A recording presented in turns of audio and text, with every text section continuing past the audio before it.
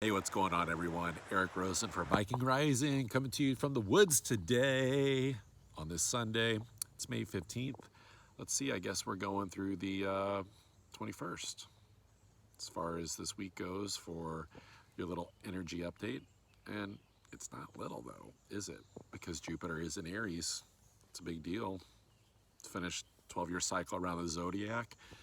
Speaking of timing, that's what I really want to talk about today, and I'm sure we'll mention Jupiter in Aries with Chiron, the wounded healer, and kind of the sensitivity of taking steps forward, and can look weird and make us second guess maybe the steps that we're taking because it looks odd and maybe not as polished and strong as we want it to be.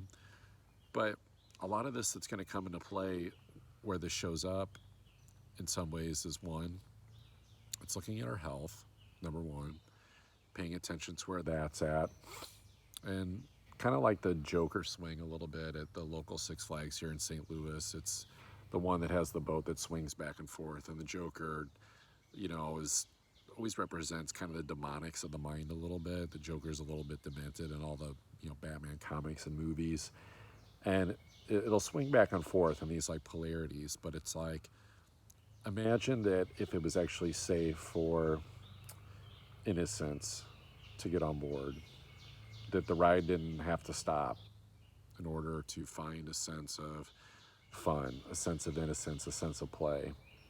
This is the understanding that we don't always have to shut down whenever things start to feel weird or chaotic, or we feel blocked, or things are moving too fast. It's sort of just like finding the fun in a moment, that when fears come up, negativity comes up, it doesn't mean stop the ride, shut it down every time, because if we did that, no one would ever get a full ride in any conversation with anybody, or any interaction or any activity for that matter. There would always be a constant interruption, hitting the emergency stop button. It's just the understanding this is just a part of how things are with Mercury retrograde in Gemini, that things are gonna oscillate back and forth like that.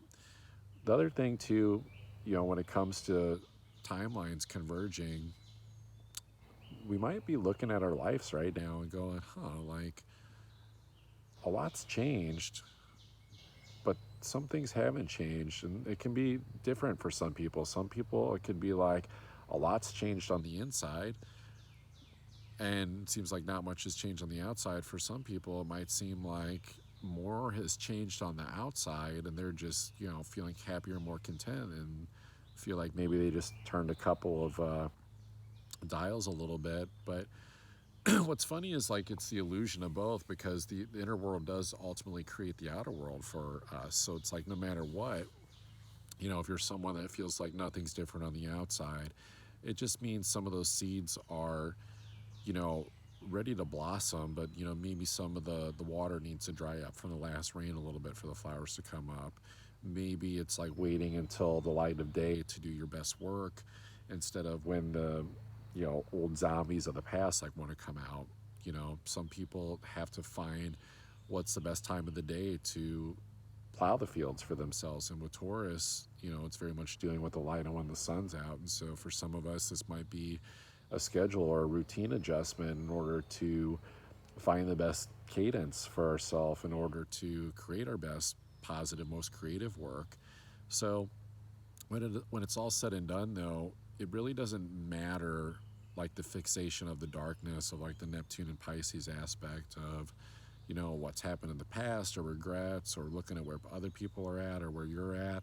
It really is remembering with Saturn in Aquarius that the greatest level of integrity that we can have is celebrating others where they're at. I have a friend who says love stands for let others voluntarily evolve, and I think it's a really great quote.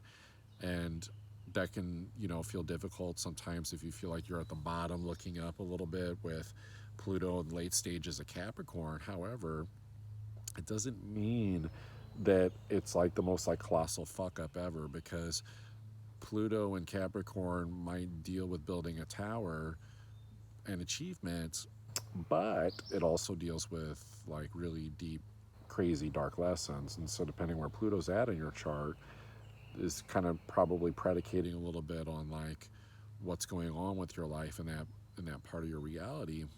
But some others, they might be worried about losing themselves. But either way, it's like love. Let others voluntarily evolve. Saturn and Aquarius, like celebrate others, like celebrate them just where they're at. That's just the deepest truth I think that we can ultimately have as Saturn is approaching the end of Aquarius, as we're getting towards the end of Taurus season with Sun Uranus North Node there. Is this so much dealing with people, and the South Node in Scorpio can bring up deeper, darker psychological issues like jealousy or feeling unmotivated because of comparisons, or just wanting the instant gratification. So we have to be careful about looking at where we used to be in our life when maybe we thought we felt better. It's like every time I pull up pictures of myself, I think, oh man, I was so much happier then. But then I'm like, wait, I remember this and this and this was going on. It's like a lot of times pictures, social media, people's posts right now are just capturing like the best parts of things and not necessarily like the full message, because it's not like the Truman Show where Facebook's following someone around 24/7 on what goes on in their life. Even people are doing well, like they might have mundane practices where they're have melancholy, they're not feeling their best. Maybe some people, they have a partner or someone who's not doing the best. It could be all over the board, but whenever we look at these understandings that everyone is at different places and finding their light, and that no matter what Uranus, I think, in Taurus is teaching us is that the collective light only gets as bright as the number of people that are having the courage and the bravery, as we're finishing this crazy lunar eclipse in Scorpio, to be brave and have the valor to like face like what it's going to take to shine your brightest light. And Taurus does bring up quality issues of what's not just better but best. And this eclipse is seeing really well where there's a lot of great talents that we have, but it can also bring up where there's a lot of false lights, though, that where the light can actually work, but it's like, is it a light that we follow that's not the ultimate light that takes us to another lesson, that seemed maybe like a shortcut? Or is it going, well, it is Taurus, it is Pluto at the end of Capricorn, like, let me take a gamble, let me take a chance and go for the highest quality and more the full unique embodiment with Uranus and Taurus of like what we're here to do, that's of the best quality of who we are, of our light and our skill set. Because the light only works in the harmoniousness that we seek in the universe from the people on Earth, that there, of course, that we resist a lot of times, but that we have innately. It just where the mind plays tricks, especially with Uranus and little excuse me, Mercury and Gemini retrograde, spiderweb. But the harmony is going to come from the understanding that when people are playing their best part and shining their brightest light, that's when the collective light is the brightest. If you have, say 2/3 of people are they're doing better, it's great, but it's like, what happens if you do better, but you're not living in your zone of genius? Basically, what's happening is that your life is improving, but you're still allowing fear to kind of like dictate your decisions and dictate like where you're going, and going like, well, I have to. It's like it's teaching us like with all these elements, like we have to make moves forward, like with Jupiter, Chiron, like all the things in Taurus, Pluto at the end of Capricorn. It's like you'd have to be a dummy to like not recognize that the only way to move now is forward with masculinity, but also with the feminine aspects of things too. But that any fears that come up are ultimately going to be indicative of showcasing where we're afraid to shine and be our best. And so I would say a lot of us can look to, as a great astrologer Coyote Star mentioned, this eclipse is squaring Leo and Aquarius. And so it's like where we have our biggest problem, shining our brightest Leo in front of people, Aquarius. And like, where do those wounds come from? And like, why do we dim those elements? Why with Uranus and Taurus are we that worried that because we're going to have different values than what other people have, that they're going to throw stones at us like they did Jesus, you know? But it's like it's not gonna go to that extreme. Sure, people may like try to throw those things at us, but remembering too, like if they affect us, that's just showing where some of the healing occurs with Chiron and Aries of like you take steps forward, but you're healing as you're taking steps forward too. Mars in Pisces, Neptune in Pisces, like not taking action, floundering too much, sleeping too much, drowning out with media and movies and just all these different things, isn't really going to bring the healing. It can almost bring like the more deceptive side of the healing. And this is what I've been trying to understand in myself personally this week is that why does inactivity feel good when it's obvious that moves need to be taken forward? And it's because there's kind of the illusionary element that it feels good for like rest in the adrenals of like Mars and Pisces, but really it's like the overwhelm of the adrenals is just coming more from the expansive story with Jupiter and Aries. And so it's like if we try to doctor up the deformity with Chiron and Aries too much with like too many good great stories, and that's all we're like putting out there, we're not showcasing like the wounded side of ourselves, then it can be like a misrepresentation of like who we are and what we stand for. And so we have to be willing to focus on the one big story is the most important part, and really dialing in on that and taking steps forward with that. And that's that best representation of yourself, of what you're here to do, and to share the wound with it too, because you're already sharing the wound. That's the funny thing, is that everybody's big grand story and the steps they're taking looks a little weird and is a little wounded and a little sensitive.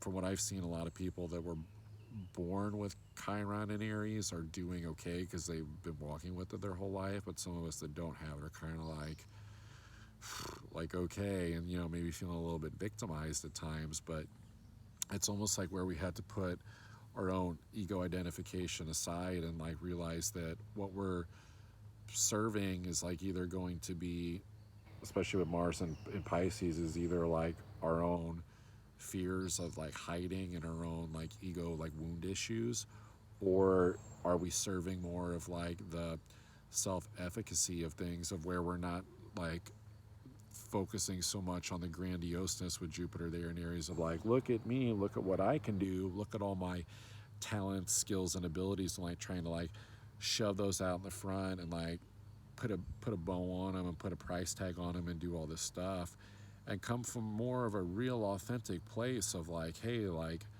I'm still wounded, I still have a past, here's the pieces that I've cleaned up and here's the pieces that I haven't, and showcasing more of that authenticity, because otherwise what ends up happening is we end up attracting people that, if we're putting that out there, more of the surface level stuff, then that's just like what we're going to be getting back too, is like things that are like more surface level people that don't really want to go deep into the spiritual aspect of the healing and the conversation. They more just sort of get intrigued by the light within us, and they're seeing the true essence of the true light. They're seeing the flicker, but the moth doesn't really know fully like where to go, because the flame's not all the way there and lit, because it's shoving the tools and things like that out in the forefront. So it's like, how do you do this? And this is for me too, because I need to understand this from because I'm part of this collective too, right? Is the way that we do it is we talk about, I know it sucks, but we want to like avoid the past, because like we don't want to like keep talking about it, and like we want to move forward. But it's the understanding that that's where a lot of people are. And so it doesn't necessarily mean that you're going and like dwelling in the past, because if you're someone that's trying to want to move away from it, but it's more just like, don't avoid the lessons and the teachings of the past, because it's helping us ascend in such a way that we can start to see where a lot of people, just especially like with relationship changes, that people's value systems just changed on a dime, and that people went in a lot of different directions and a lot of different spaces and cul-de-sacs, and that like when we get that understanding and more of like that social acceptance, like the social justice comes from if you can start to accept that people change their mind, they change their value systems, that some people, you know, are always growing, but, you know, sometimes they resist the growth or they want to grow in different directions. That it's not really anything to villainize with people. It's more just about the understanding that with Uranus and Taurus, like people come together for a certain time and then they break away, and when you have Uranus approaching Gemini, that is where all the major wars happen and things get a little crazy and resources and scarcity and just all types of weird stuff. It's kind of like we don't want to be in whatever base camp is for people, whether that's your typical home environment or your work or whatever, or school. We don't want to be around people with like conflicting beliefs and fears and phobias, and like have to try to talk to people through like the lens of like our beliefs and our understandings, if they've changed. Because if they change and they don't get you and they say that you're a crazy person, well, then you've got that to deal with. It's like it was like in Walking Dead. It was like, you know Rick and his wife had this big falling out or whatever, but then like they were still together, but they were fucking so fucking mad at each other, and then she fucking died, and then he was like really sad. But it was like, look at the animosity, that produced, just like him being with someone who he just didn't match up with anymore.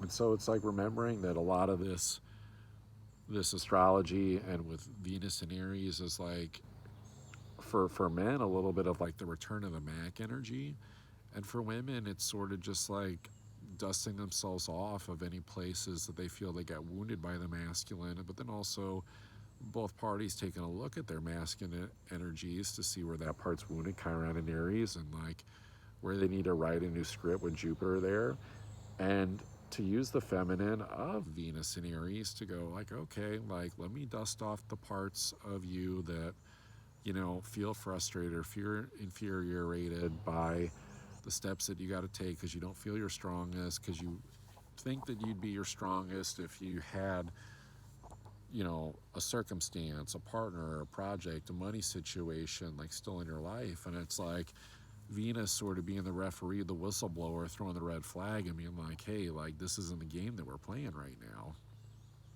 Like that type of like victimhood whining mentality is not part of the rules of engagement of the game. It's not helping you move your reality forward with all this Aries energy that's all about moving forward and really picking its direction. So, other ways, aside from the relationship aspect, money comes up as a big thing, because I think a lot of this, like where we're feeling, of course, wounded, was the Saturn Uranus square of Uranus and Taurus and Saturn and Aquarius that was occurring all last year and that we're still kind of in. Yeah, definitely still in. And then we had the Venus retrograde in Capricorn. Man, I mean, you want to talk about like feeling like the whole, there's still a hole there, that that we lost money or a project or a relationship, or lost a piece of what we thought was going to be our ivory tower, and where that stuff still likes to come up. With Venus now in Aries, it is going like, okay, well, we still got to move forward. With Uranus and Taurus, that square that happened with Saturn and Aquarius is going like, okay, like, well, we ran the experiment, and it seemed like a crazy scientific good idea. Like some people, it was good to test their boundaries a little bit and grow, but it was more about growing with the environment with North Node Gemini. If we went too far out there, though, with the South Node and Sag, it was a little bit more like, okay, like there's too many variables. There was too many variables for the experiment, and that's where like it's hard to understand like what was the actual story and like bigger philosophical lessons learned from it because there were just too many variables. So you almost have to look at that North Node Gemini and now with Mercury here, that's like kind of like, covering the tail end of that transit, and go, okay, like I just had to focus like in this moment and see like where are the blocks like still coming up, like where does the PTSD still want to come back from the shock of that Uranus square to sort of disrupt the reality and realize that that's really all it is just like a fear-based disruption, that there's not really anything to like learn from that experiment, because like with experiments, like it's pretty straightforward. Like you get the end result and you say, okay, this is the end result, and then you go, all right, well, this is what it is, and this was the result that was produced, and now the result itself is going to evolve over time, but then that's it. Anything else like inside of that, like rehashing that